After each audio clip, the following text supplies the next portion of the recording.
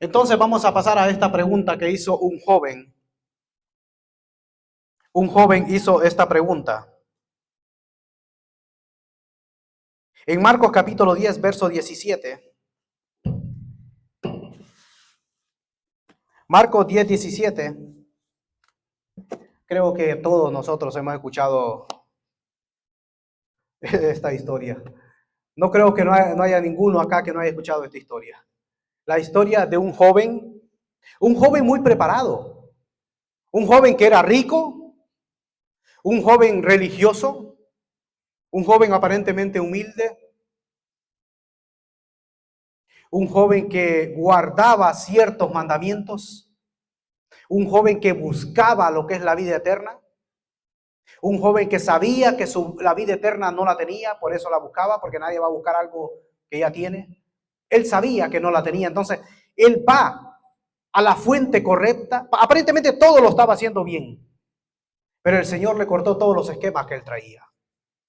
Y el Señor no le contesta directamente la pregunta, sino que le hace otra pregunta. Y vamos a leer la historia, Marcos capítulo 10. Esta historia está en los 3 evangelios. Cuando algo se narra en los 3 evangelios, hay que prestar atención. Bueno, la Biblia toda, pues hay que prestar atención, pero cuando se repite algo, o cuando los 3 evangelios narran la misma historia, significa que es una historia muy importante. Pero en los 3 evangelios a veces no sale igual, exactamente igual. Por una simple, sencilla razón. Es como cuando uno va por la calle y ve un accidente y van varias personas y varias personas van a mencionar algo diferente. Por ejemplo, Mateo menciona cositas que Lucas no las menciona o Marcos no las menciona. Es decir, si yo veo un accidente, digo, no, chocó un turismo, chocó con un camión y el camión era blanco y me quedo ahí. Viene otro, sí, un turismo choca con un camión, pero iban 4 personas, una murió. Entonces viene otro y dice, sí, fue el accidente, pero porque iba por el teléfono, iba hablando por el teléfono, por eso se produjo el accidente, perdón, y estas personas murieron, esta no, pero llegó la ambulancia y lograron rescatar y esta persona no murió. Entonces, ellos lo que están es ampliando lo que es la información. La Biblia no se contradice, sino que la Biblia se interpreta a sí misma. Lo que no está en un lado está en otro lado. Todo dan información y cuando unimos toda esta información, pues nos damos cuenta, ya tenemos toda la información para nosotros poderla saber y poder extraer esa exégesis, lo espiritual, lo que Dios nos trata de decir a través de esta historia. Vamos a leerla en Marcos capítulo 10, verso 17 al 22, dice así. Al salir él para seguir su camino, vino uno corriendo e hincando la rodilla delante de él le preguntó, Maestro bueno, ¿qué haré para heredar la vida eterna? Jesús le dijo, ¿por qué me llamas bueno? Ninguno es bueno, sino solo uno, Dios. Los mandamientos sabes, no adulteres, no mates, no hurtes, no digas falso testimonio, no defraudes, honra a tu padre y a tu madre. Él entonces respondiendo le dijo, Maestro, todo esto lo he guardado desde mi juventud. Entonces Jesús mirándole le amó y le dijo, una cosa te hace falta. Anda, vende todo lo que tienes y dalo a los pobres y tendrás tesoros en el cielo. Y ven, sígueme tomando tu cruz. Pero miren cuál fue la reacción de él. Pero él, afligido por esta palabra, se fue triste porque tenía muchas posesiones. Si analizamos detalladamente, dice que al salir él para seguir su camino. Nosotros, bueno, siempre hay que ir respetando, aunque en el griego y en el hebreo no hay punto ni coma, bueno, pero nosotros en nuestra Biblia, nosotros pues lo tenemos en español, y aquí hay que irlo respetando todo esto para adentrarnos bien en lo que nos trata de decir el Señor. Al seguir él para seguir su camino, no dice para seguir el camino, sino para seguir su camino. Y uno se pregunta, ¿cuál era el camino? ¿Cuál era su camino? Pues desde que él comenzó a andar, incluso a los 12 años, se va al templo y aparentemente lo dejan perdido sus padres, y él no estaba perdido, sino que él estaba donde tenía que estar, en los negocios de su padre. El camino de él, cuando llega a los 30 años, pues él se bautiza para comenzar su ministerio y empezar a predicar aquellas palabras que decían arrepentidos y convertidos porque el reino de los cielos se ha acercado. Él comienza su camino, pero aquí él va camino hacia la cruz, porque ya le faltaba poco al Señor para ir a morir a la cruz. Él empieza en Belén y termina en el Gólgota, en la cruz del Calvario, muriendo por toda la humanidad. Por eso dice, al seguir su camino, y a él siempre le seguía bastante gente. No solamente sus discípulos, sino que siempre andaba con una multitud. Algunos andaban por interés, porque claro, el Señor hacía milagros y lo que querían era aprovecharse de los milagros de la comida. Incluso a ellos en una ocasión les dijo, vosotros me buscáis por la comida, porque yo os di alimento. Por eso me venís a buscar, no porque por otra cosa.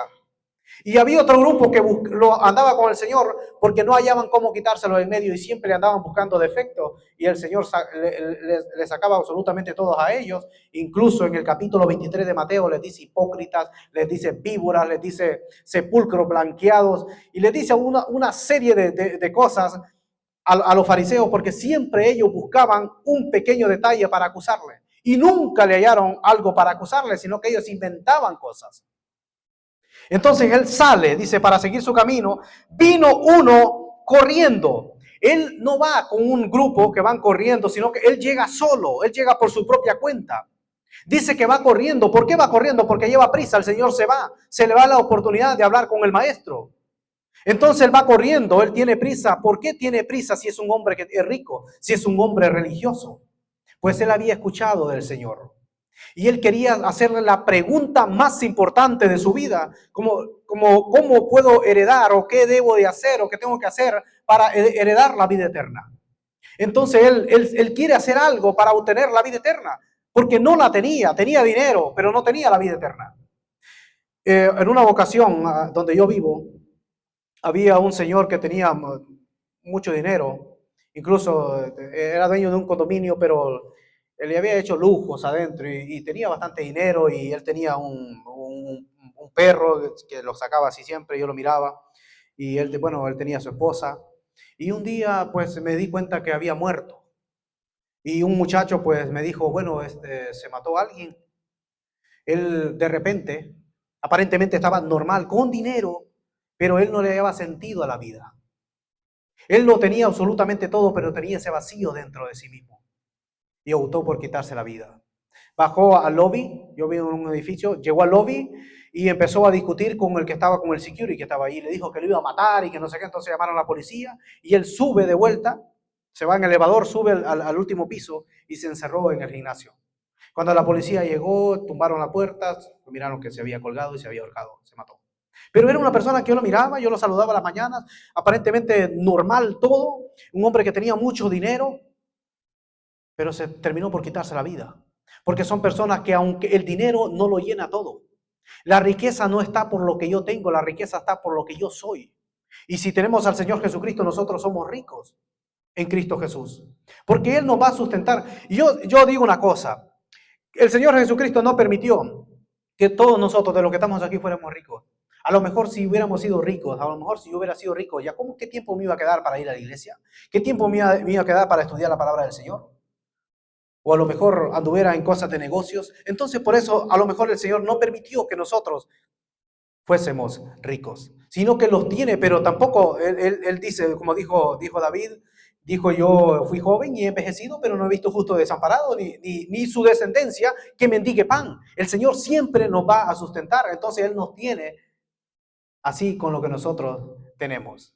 Cuando Él dijo el Padre Nuestro, Él lo dijo basado en el desierto, cuando dijo que debíamos de orar por el pan nuestro de cada día, no del de mañana, no desde la otra semana, el otro mes, el otro año.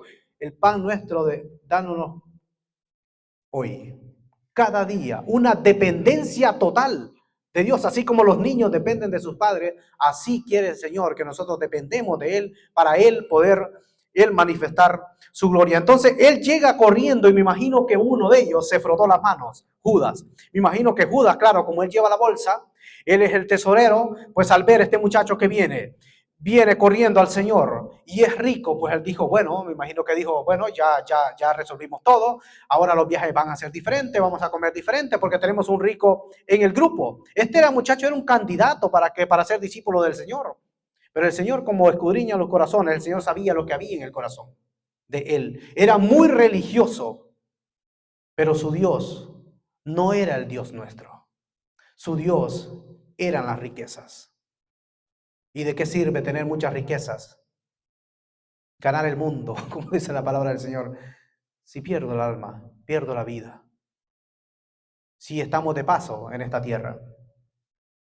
Él dice que hincó su rodilla, si vemos ahí dice que llega corriendo, e hincando la rodilla, ahí mismo en el verso 17, e hincó la rodilla. Un judío no iba a hincar la rodilla delante de nadie.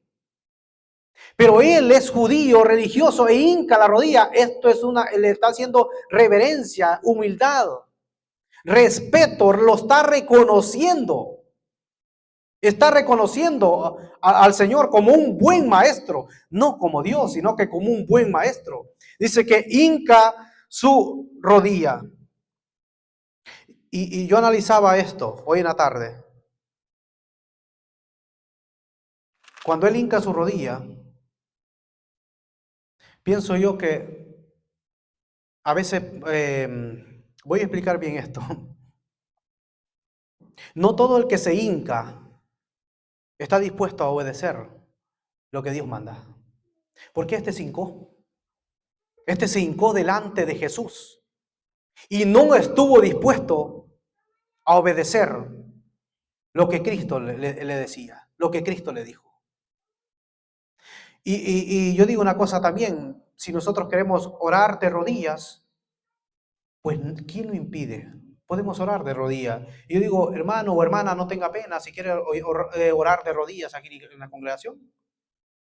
Lo puede hacer, el Señor oraba también de rodillas, pero hacerlo siempre para el Señor. Entrar en intimidad con el Señor. Cuando nosotros dijo, cierra la puerta, entra a tu aposento, ora a tu Padre que ve en lo secreto, y tu Padre que ve en lo secreto te recompensará en público. No hay manera, no hay forma de orar, pero sí es un acto de humillación, orando de rodillas, doblando rodillas, pidiéndole al Señor, porque nos estamos humillando delante de Él. Y este joven se humilló delante de Él y le hace esta pregunta. Maestro bueno, ¿qué haré para heredar la vida eterna? Y esto es lo que yo decía. Si él dice, ¿qué voy a hacer para heredar la vida eterna? ¿Qué haré? Es porque no tenía la vida eterna y él la buscaba y la busca de una manera tremenda porque va corriendo hacia el maestro. Pero él no se equivoca de persona, él va a la fuente correcta. Y le va a preguntar a él. ¿Por qué no fue a preguntarle a otro de los rabinos? No, le pregunta directamente a Jesús. ¿Qué haré para heredar la vida eterna? Ahora bien, la mente judía, para el judío, era de hacer obras. Por eso dice, ¿qué haré? ¿Qué obra tengo que hacer? ¿Qué tengo que hacer?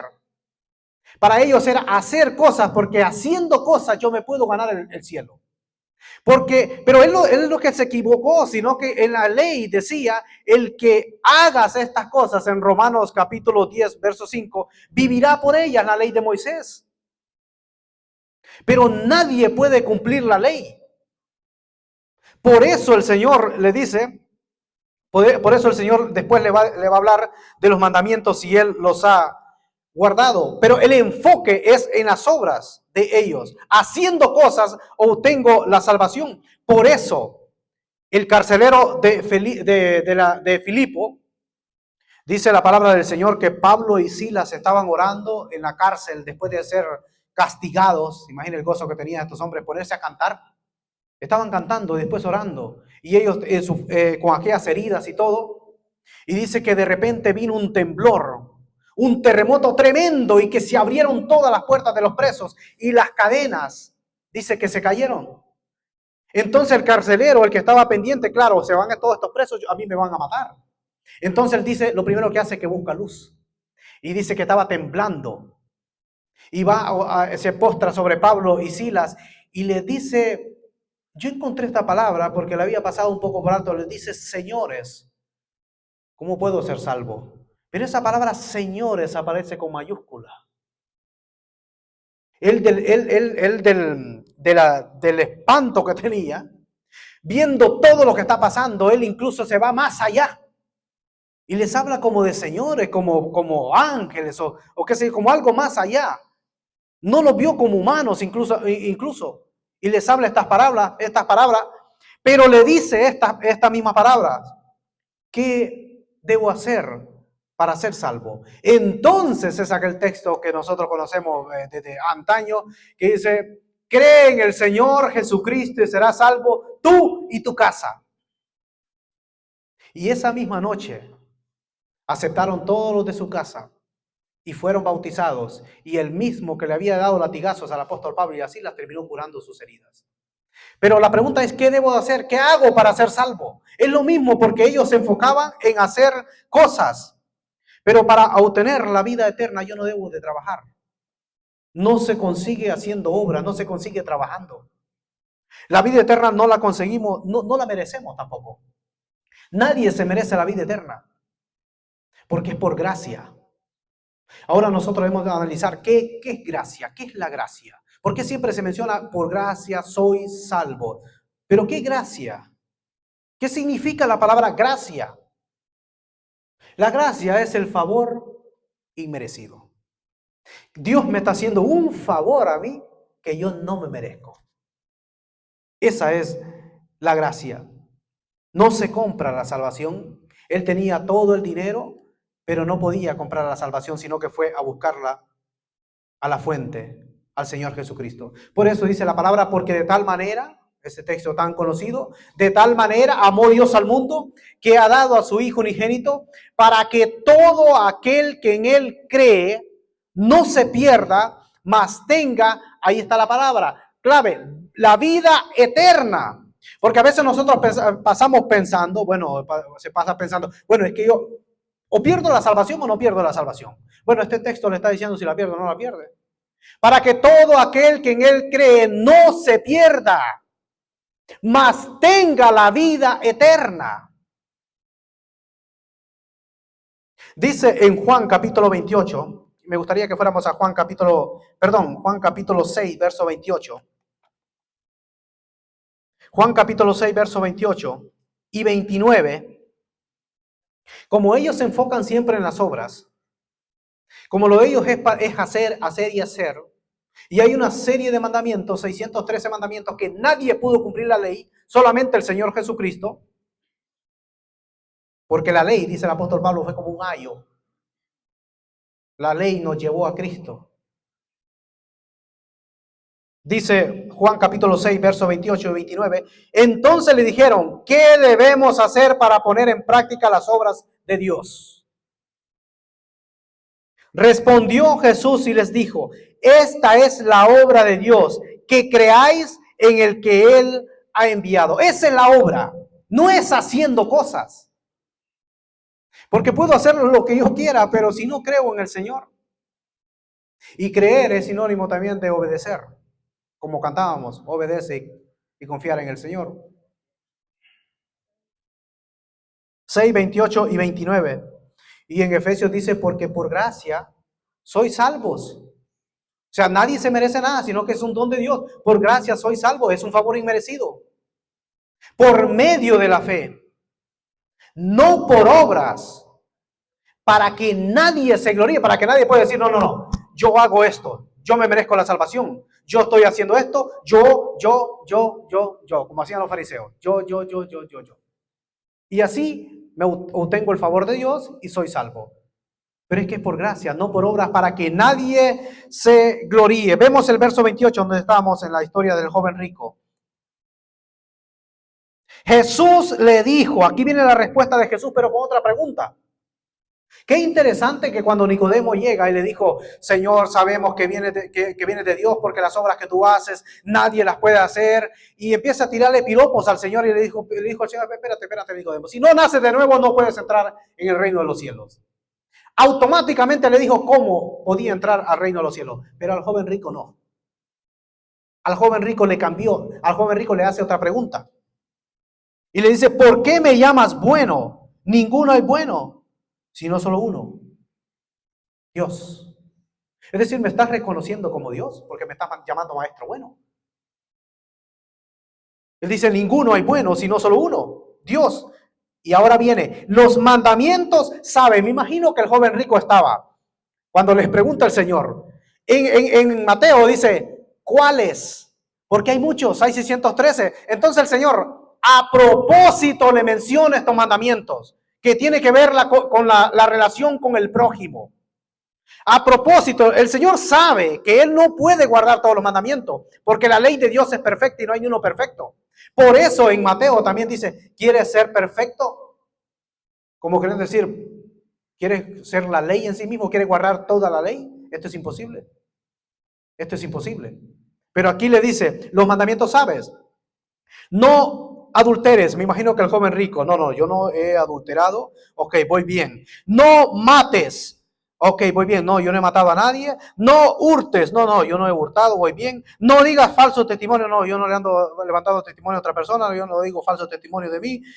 No defraudes, no, yo no he defraudado a nadie, ni a mi padre, ni a mi madre, ni a nadie. Honra a tu padre y a tu madre, no, yo esto lo he hecho. Por eso viene en el verso 20, él entonces respondiendo le dijo, maestro, todo esto lo he guardado desde mi juventud. 2 veces menciona la palabra maestro.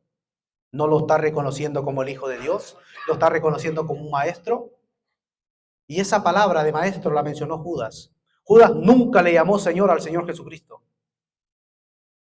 Maestro le llamó en una ocasión, pero no Señor, que es totalmente diferente. ¿El Señor Jesucristo fue el maestro? Sí, el mejor maestro que ha existido, y nunca habrá un maestro como el Señor Jesucristo. Pero no solamente Él fue un maestro, sino que es un rey, sino que es Dios, Dios mismo. ¿Y cuántos dioses hay? Escucha Israel, Jehová nuestro Dios, uno es. Jesucristo es el mismo ayer y hoy y por los siglos. Hay un solo Dios.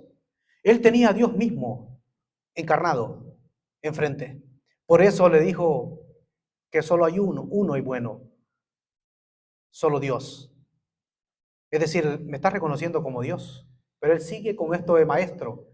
Y dice, todo esto lo he guardado desde mi juventud. El verso 21 dice, entonces Jesús mirándole, le amó. Una pregunta, ¿Jesús ama a los ricos? Claro que los ama. Este era un rico y dice que mirándole, le amó. ¿El dinero es malo?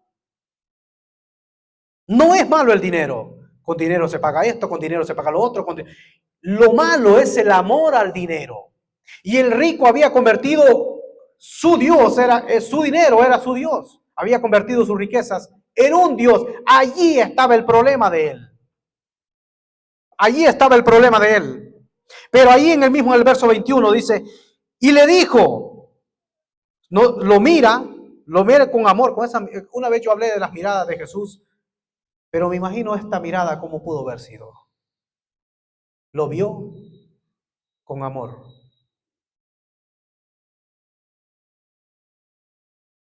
Y le dice, una cosa te falta. No son muchas, una te hace falta. Anda, vende todo lo que tienes y dadlo a los pobres y tendrás tesoros en el cielo. Y ven, sígueme, tomando tu cruz. El Señor Jesucristo no quería que Él quedara en la calle. A veces este texto se puede interpretar mal. Bueno, que venda absolutamente todo. ¿Qué me quiere decir el Señor con esto? El Señor lo que quiere es que nosotros pongamos en primer lugar a Él. Él es nuestro primer amor. Él es la prioridad en nuestra vida. Él tiene que estar sobre todo, porque Él es sobre todas las cosas. Lo que Él quiere es despréndete de esto que te está haciendo mal.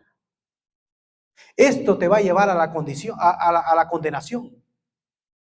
Por eso le ama, porque ha guardado estos mandamientos, pero lo que ha guardado es la letra, no el espíritu de la letra. Porque el Señor Jesucristo dijo, bueno, dice la Biblia, no hay que adulterar al acto. Pero el Señor dice, no, si alguien codicia a la esposa de su prójimo, ya adulteró. Para adulterar no es necesario ir al acto. Entonces el espíritu de la ley divina de Dios va más allá, va más allá. Él entendía lo que es la letra, pero no el espíritu de la letra. ¿Y qué dice ahí en el mismo verso 22? Pero él afligido por esta palabra se fue triste porque tenía muchas posesiones. Ahí estaba. Su corazón estaba en lo que tenía, en las posesiones que él tenía, y le dio la espalda al Señor. La única persona que se fue peor de lo que vino. Todos los que venían al Señor Jesucristo se iban contentos. Se iban, los ciegos se iban mirando, los cojos se iban saltando, dando gloria al Señor. Los endemoniados se iban libres, incluso los muertos volvían a la vida. Pero este se fue peor, este se fue triste, porque tenía muchas posesiones, porque había puesto su corazón en lo que tenía. Entonces la pregunta es, ¿qué haré para tener la vida eterna? ¿Cómo yo puedo tener la vida eterna? Creer en el Señor. Confesar nuestros pecados. Confesar es reconocer que soy un pecador y que merezco de emergencia la salvación. Que necesito que el Señor restaure mi vida. Reconozco que soy un pecador y que necesito al Señor porque Él es el único que puede limpiar mis pecados. Amar al Señor con toda nuestra mente, con todas nuestras fuerzas, con todo nuestro corazón y obedecerle. Por eso le dice, y sígueme, toma tu cruz y sígueme. Cuando Él dice sígueme, le está diciendo obedéceme, porque son palabras que van juntas. Porque yo puedo seguir a alguien, pero desobedeciendo yo. Bueno, me obligó, tengo que ir. Lo sigo. ¿Por qué? Pero ya, aunque vaya, voy, pero no voy bien, porque tengo que hacerlo. Seguir al Señor, obedecer al Señor es seguirle, y seguir al Señor es obedecerle. Cuando Él dice, sígueme, le está diciendo, obedéceme al mismo tiempo. Él sabía que no tenía la vida eterna, pero la buscó. La pregunta es que nosotros debemos de hacerlo esta noche. ¿Dónde yo voy a pasar la eternidad? Porque hay una eternidad también en el infierno, la muerte segunda. Y el Señor no quiere que nadie vaya a ese lugar. Porque es un lugar de tormento, un sufrimiento tremendo para siempre. Y Él ofrece en esta noche la vida eterna. Y el Señor lo sigue amando si usted todavía no ha conocido al Señor Jesucristo. Él le ama. Y por eso Él murió en la cruz del Calvario. Él lo hizo absolutamente todo para que nosotros tuviéramos esa gracia, confesando nuestros pecados. Él le dijo en el verso 21, una cosa te falta. Lo que a usted le puede faltar en esta noche es reconocer, aceptar al Señor Jesucristo, recibir al Señor Jesucristo. Esa es la única cosa que a usted le falta, si todavía no ha recibido al Señor Jesucristo. Es recibirle. Esa es la única cosa que le... No, es que si acepto me complico en esto, no puedo dejar esto otro. No, lo que el Señor está pidiendo es su corazón. Una cosa le hace falta y es recibirle y es aceptar. Vende todo lo que tiene. El Señor no le está pidiendo que se desprende del carro, de todo lo que tiene. Lo que el Señor nos dice a nosotros es que renunciemos lo que tenemos, renunciemos al pecado.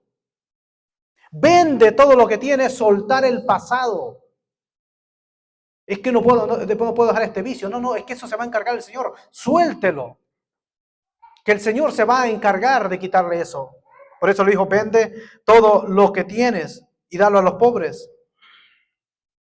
Él tenía que elegir a Cristo o a las riquezas y lamentablemente eligió las riquezas. Hoy me pregunto, ¿dónde está el joven rico en este momento? No sabemos.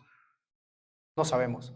Pero él tuvo la gran oportunidad y desperdició esa oportunidad que él tenía. La respuesta, miren que él se fue. Él le dio la espalda al Señor y él se fue triste. ¿Por qué no esperó un poquito más? ¿Por qué no esperó que los discípulos hablaran y él estar ahí esperando? ¿Por qué no esperó? La respuesta se la dio a los discípulos.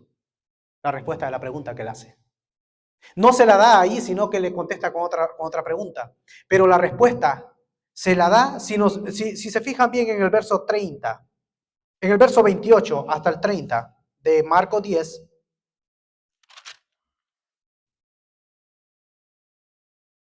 dice, entonces Pedro comenzó a decirle, he aquí nosotros lo hemos dejado todo, ya él ya se había ido, y te hemos seguido. Respondió Jesús y le dijo, de cierto os digo que no hay ninguno que haya dejado casa o hermano o hermanas o padre o madre o mujer o hijos o tierra por causa de mí y del evangelio que no reciba 100 veces más ahora en este tiempo, casas, hermanos, hermanas, madres, hijos y tierra con persecuciones, y en el siglo venidero la vida eterna. Ahí está la respuesta, pero él no esperó la respuesta. Él se fue. Él se fue porque su corazón estaba en las riquezas. Lo que le está diciendo cuando dice que tiene que dejar a padre, a madre e hijo, no es que va a dejar abandonado, sino es ponerlo a él primero. Que él sea el primero, que él sea el centro de nuestro hogar. Para así tener un hogar bendecido, porque en un hogar donde está Dios es un hogar bendecido, pero un hogar sin Dios, ahí pasa cualquier cosa, porque Dios no está morando ahí en ese lugar, en ese hogar. Él se fue triste. Yo le digo en esta noche, si usted todavía no ha conocido al Señor Jesucristo, no haga lo mismo que hizo el joven rico. No se vaya triste de este lugar, sino que váyase con el gozo de la salvación, sino que váyase con la vida eterna. Si usted ha venido a este lugar y no conoce al Señor, pues el Señor le ofrece la vida eterna. Y quiero que leamos todos un versículo que está en Juan 5:24 y terminamos. Juan 5:24. El Señor no quiere que se vaya triste de este lugar. Él tuvo la gran oportunidad y la desperdició.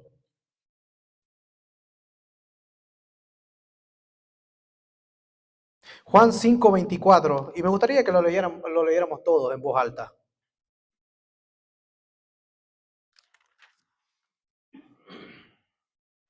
Dice así, de cierto os digo, el que oye mi palabra y cree al que me envió, tiene vida eterna y no vendrá a condenación, mas ha pasado de muerte a vida. Usted escuchó la palabra en esta noche. Aquí dice, de cierto os digo, en hebreo sería amén, amén. El que oye mi palabra, ¿usted escuchó la palabra hoy en día? Ahora viene el segundo. Y cree al que me envió, tiene vida eterna. Eso es lo único que el Señor pide. Y cree al que me envió. Oír su palabra, creerle a Dios, y Él le da vida eterna. Y no vendrá condenación. Porque ninguna condenación hay para los que están en Cristo Jesús, Señor nuestro. Los que no andan conforme a la carne, sino en el Espíritu, dice la palabra. Y en esta noche usted puede obtener la vida eterna y pasar de muerte a vida. Solamente es creerle a Dios, reconocerle a Él como nuestra máxima autoridad, decir, Señor Jesús, yo soy un pecador, reconozco que soy un pecador, pero sé que tú moriste por mí en la cruz del Calvario. Sé que tú resucitaste y sé que tu sangre me limpia mis pecados. Porque dice la palabra del Señor que la sangre de los machos cabrillos, de toda esa sangre que se hacían antes en los sacrificios, no podían perdonar los pecados, pero la sangre de Cristo sí puede limpiarnos de todos nuestros pecados y ninguna condenación hay para los que están en Cristo Jesús. Las cosas viejas dice que pasaron, aquí todas son hechas nuevas. Olvide el pasado, lo que hizo, porque todo el Señor lo hace absolutamente nuevo. ¿Hay alguien aquí en esta noche que quiere entregarle su vida al Señor? y tomar esa mejor decisión y no ser como el joven rico, irse triste de este lugar, tener la oportunidad de escuchar la palabra del Señor y desperdiciar la gran oportunidad porque no sabemos el día de mañana. ¿Hay alguien aquí en esta noche que quiera reconciliarse, que quiera aceptar al Señor, que quiera dar ese paso, ir en serio con el Señor, no entregarle la vida a una religión o seguir a un hombre? Se sigue al Señor, porque ningún otro, dice la palabra del Señor, que hay salvación. Porque no hay otro nombre bajo el cielo dado a los hombres en quien nosotros podamos ser salvos, sino solamente en el Señor Jesucristo. Y si no lo hay, que el Señor le continúe bendiciendo. Y me gustaría que el hermano Sergio pasara aquí al frente. Me imagino que el hermano tiene unas palabras.